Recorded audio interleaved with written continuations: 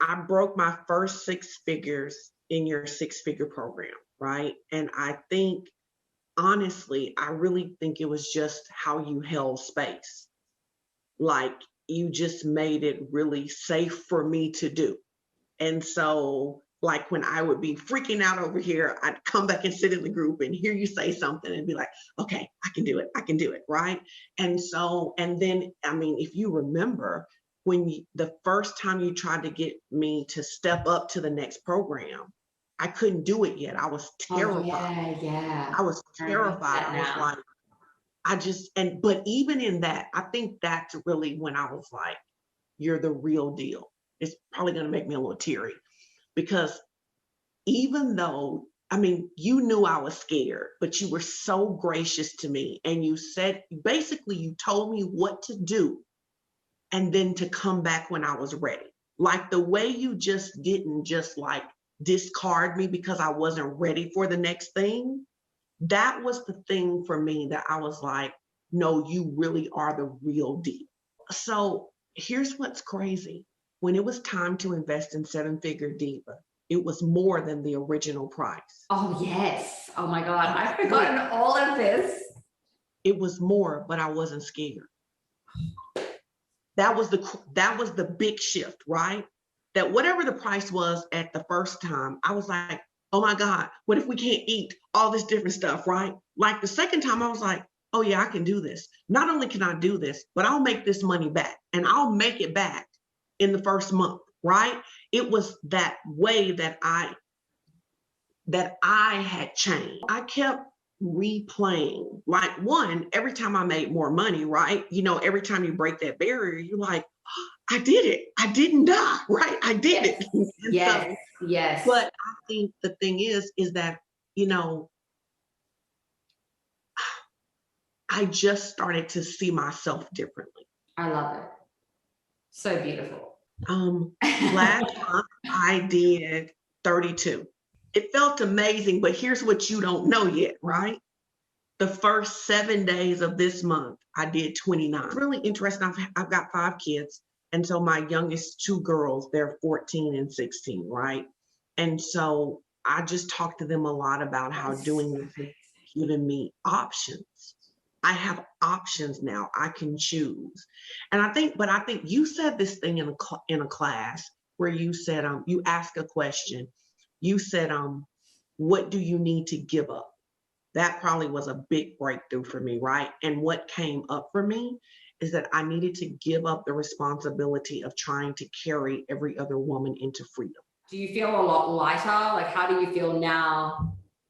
Oh God, like, so much so. And that's the thing I'm trying to teach my daughters now, that, like, because I think that we learn it from watching other women, even if they don't say it. Absolutely. So I'm trying to teach my daughters, I say this thing to my clients all the time. You don't have to set yourself on fire to keep other people warm.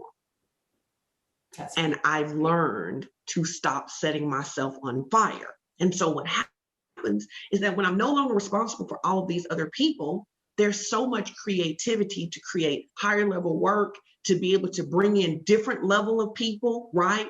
People who want to shift. So I always enjoyed the work, but I enjoy it differently. I think it's changed. I mean, heck, it's changed how I dress. It's changed. There's just this freedom that I didn't have before because I was trying to carry the whole world. You know, so my birthday was Saturday, right? And I said to a friend today, I said, I feel like this year was the first time that I let, not people close to me, but like all these other people love me. I love that. I like let them, like I didn't have this wall garbage kind of, I let them. And I was like, this is really cool, right? But it's that work that really started, you know, I mean, I feel like I've been doing this journey a long time, but I do think that there was a significant breakthrough in your program when you started challenging us. Are we really ready for abundance? Like, to really do that work, to own that, and to even have to admit that you may be intellectually ready, but emotionally there's still a lot of crap there. And so you intellectually know all this stuff, but emotionally you don't know it. I'm attracting people who are like me. I was willing to make the sacrifice. I was willing to do the work, right? Me And too. before I was attracting a lot of people that I had to take care of. Now and in fact, if I'm like interviewing somebody trying to figure out if they're a client, I'm like, oh, no. You're not the client that should come to me. You're not my harvest. I'm not that kind of client, right? And so it's just, I love my work.